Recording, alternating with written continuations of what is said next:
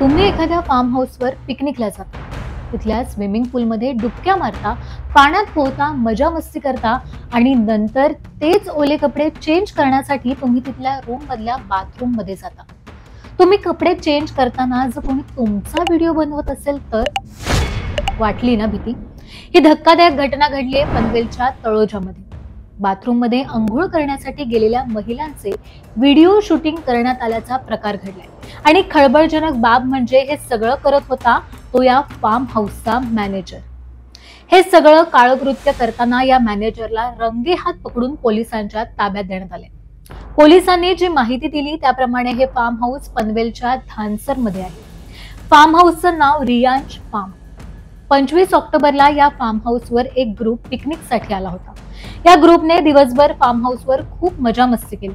तिथल्या स्विमिंग पूलमध्ये डुंबून मोठमोठ्याने गाणी म्हणून डान्स करत फुल टू धमाल केली. त्यानंतर या ग्रुपमधील महिलांनी एक एक करून तिथल्या बाथरूम मध्ये जाऊन कपडे बदलले.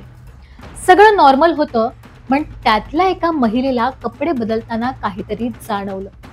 कुणीतरी आपल्याकडे बघतंय असं तिला जाणवत होतं. तिने ही बाब जाऊन तिच्या मैत्रिणींना सांगितली. मग त्यांनी तिथल्या फार्म हाऊस मॅनेजरच्या हालचालींवर लक्ष ठेवायला सुरुवात केली.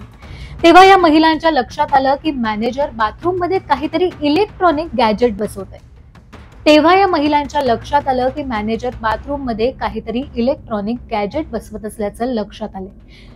या महिलांनी या आरोपीला अद्दल घडवण्याचं ठरवलं.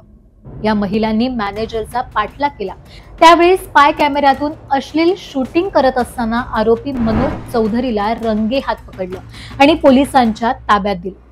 फार्म हाऊस मधल्या या घटनेनंतर महिलांच्या सुरक्षेचा मुद्दा पुन्हा एकदा ऐरणीवर आलाय. नेमक्या महिला कुठे सुरक्षित आहेत? ना स्वतःच्या घरात आणि ना घराबाहेर. तुम्ही जेव्हा फार्म हाऊस, रिसॉर्ट किंवा एखाद्या हॉटेलवर जाता तेव्हा तुम्ही स्वतःची काळजी घेणं गरजेचं आहे. कारण अशा ठिकाणी तुमच्या सुरक्षेची खेळ होऊ शकतो. त्यामुळे खबरदारी घेणं गरजेचं आहे. कुठल्या प्रकारच्या इलेक्ट्रॉनिक गॅजेटमध्ये स्पाय कॅम वापरला जाऊ शकतो हे जाणून घेऊया. त्यामुळे हा व्हिडिओ शेवटपर्यंत नक्की पहा. मॉस्किटो रिपेलंट, पेन, भिंतीवरील घड्याळ, मोबाईल चार्जर, पॉवर बँक, कपाटाचे handle, shower head, plug socket, photo frame, decorative वस्तू, सॉफ्ट टॉईज, आरसा, अशा वस्तूंमध्ये स्पाय कॅमेरे लपवलेले असतात. हे स्पाय कॅमेरे खिशाला परवडणारे असतात की कुणीही सहज खरेदी करू शकतं. पण अशा गोष्टींमुळे अनेक गुन्हेगारी घटना आपल्या आजूबाजूला घडताना दिसतात. त्यामुळे हॉटेल किंवा रिसॉर्ट मध्ये जर तुम्ही जात असाल तर त्या खोलीत गेल्यावर अशा जर वस्तू तुम्हाला दिसल्या तर त्याची तपासणी करा, म्हणजे पुढे होणारा अनर्थ तुम्ही टाळू शकता. आता या गॅजेट मध्ये स्पाय कॅमेरा आहे की नाही हे कसं शोधावं? Torch taste. लपलेला कॅमेरा शोधण्यासाठी ही सर्वात सोपी आणि प्रभावी पद्धत आहे. कोणत्याही कॅमेऱ्याची लेन्स प्रकाश परावर्तित करते, त्यामुळे अंधारात टॉर्चचा प्रकाश लावल्यावर ती चमकते. कसे करा? खोलीतील सर्व दिवे बंद करा. मोबाईलची फ्लॅश लाईट किंवा हातातली टॉर्च वापरा. संपूर्ण खोली हळूहळू स्कॅन करा. जिथे थोडंसंही चमकदार प्रतिबिंब दिसत असेल तिथे नीट तपासा. 2. Mobile phone detection. काही हिडन कॅमेरे इन्फ्रारेड लाईट वापरतात. ही किरणं आपल्या साध्या डोळ्यांना दिसत नाही, पण मोबाईल कॅमेऱ्याला मात्र पकडता येतात. मोबाईल वापरून कॅमेरे कसे शोधायचे? खोलीतील दिवे बंद करा. मोबाईलचा कॅमेरा ऑन करून खोलीभर सावकाश फिरवा. उगाच चमकणारे छोटे स्पॉट्स किंवा विचित्र प्रकारचे उजेड दिसले तर सतर्क व्हा. डोळ्यांनी दिसत नाही असा प्रकाश कॅमेऱ्यावर दिसला तर ती जागा नीट तपासा. 3. वायफाय राउटर तपासा. एअरबन किंवा हॉटेलमध्ये थांबले असाल तर वायफाय राउटर तपासणं खूप उपयोगाचं ठरू शकतं. नेटवर्कला कोणकोणती उपकरणं जोडलेली आहेत हे पाहून गुप्त कॅमेरे किंवा संशयास्पद डिव्हाइसेस ओळखता येऊ शकतात. राउटर सेटिंग्स मध्ये प्रवेश कसा करायचा? राउटरचा कंपनी मॉडेल पहा. राउटरवर लिहिलेली माहिती किंवा QR कोड वापरून त्याचे ऍप किंवा लॉग इन पेज शोधा. डिफॉल्ट युजर नेम आणि पासवर्ड वापरून लॉग इन करा. ओळखीचे नसलेले डिव्हाइसेस कसे शोधायचे? कनेक्टेड डिव्हाइस किंवा डिव्हाइस लिस्ट हा पर्याय उघडा. अजब नावाची डिव्हाइसेस अनोळखी ID, ॲड्रेस तपासा. संशय वाटल्यास त्या डिव्हाइस बद्दल गुगलवर शोधा. हवे असल्यास ते डिव्हाइस नेटवर्कवरून डिस्कनेक्ट करा. चौथं, मिरर टेस्ट. काही वेळा स्पाय कॅमेरा आरशामागे लपवला जातो. साधीशी बोट चाचणी करून तो आरसा सामान्य आहे की 2A हे कळू शकतं. तुमची बोटाची टोक आरशाला लावा. तुमच्या बोटाच्या आणि आरशातील प्रतिबिंबाच्या मधील अंतर नीट पहा. बोट आणि प्रतिबिंब यांच्यामध्ये थोडा अंतर असला तर तो सामान्य आरसा आहे. प्रतिबिंब तुमच्या बोटाला चिकटलेलं दिसलं तर तो 2A मिरर असू शकतो. या परिस्थितीत आरशामागे कॅमेरा लपवलेला असण्याची शक्यता अधिक असते. Smoke alarm. स्मोक अलार्म हा स्पाय कॅमेरा ठेवण्यासाठी एक सामान्य जागा असू शकते.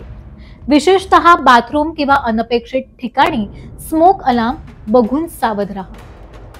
संशयास्पद ठिकाणं. निवासाच्या लिव्हिंग एरियात किंवा बेडरूम मध्ये बाथरूम सारख्या ठिकाणी अलार्म लावलेला दिसला तर असामान्य, संशयास्पद. बाथरूम मध्ये स्मोक अलार्म बसवण्यामागे गरज नाही. विशेष म्हणजे जेव्हा महिला सुरक्षेची गोष्ट येते तेव्हा महिलांनी कपडे बदलताना कॅमेराने कव्हर होईल अशा जागेची निवड करा. टॉवेलने संभाव्य स्पॉट्स झाकून ठेवा. एवढी काळजी घेऊन सुद्धा तुम्हाला जर संशय आलाच तर ही बाब हॉटेल किंवा रिसॉर्टचे मॅनेजर, सुरक्षा अधिकारी आणि स्थानिक पोलिसांच्या लक्षात आणून द्या. आपल्यासोबत जर गैरप्रकार घडू नयेत असं जर तुम्हाला वाटत असेल तर खबरदारी घेणं हाच एक पर्याय. तुमच्यासोबत किंवा तुमच्या ओळखीच्या मित्रमैत्रिणींसोबत, नातेवाईकांसोबत असं काही अनुभव आला असेल तर तो आमच्याशी नक्की शेअर करा आणि टाइम्स नाऊ मराठीच्या YouTube चॅनलला सबस्क्राईब करायला विसरू नका. धन्यवाद. तळोजा पोलीस स्टेशन अंतर्गत ग्रीनहाऊस फार्म हाऊस आहे. या ठिकाणी दिनांक 25/10/2025 रोजी एक फॅमिली स्टे करण्यासाठी आलेली होती.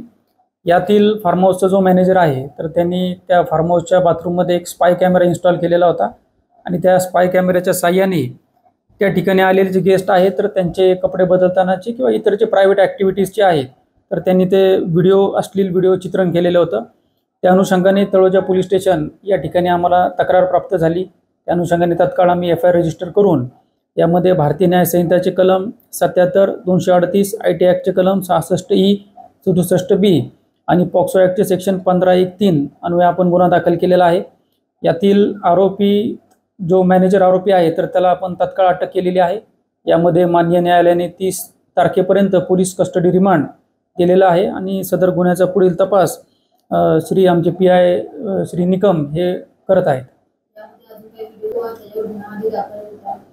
याच्यामध्ये यातील जो आरोपित मॅनेजर आहे तर त्याच्यावर यापूर्वीचा काही गुन्हा दाखल असल्याची अद्यापर्यंत माहिती नाही आहे. यामध्ये डिटेल इन्व्हेस्टिगेशन चालू आहे आणि याच्यामध्ये इतर काही व्हिडिओज असतील तर ते देखील आम्ही आमच्या इन्व्हेस्टिगेशनमध्ये निष्पन्न करत आहोत.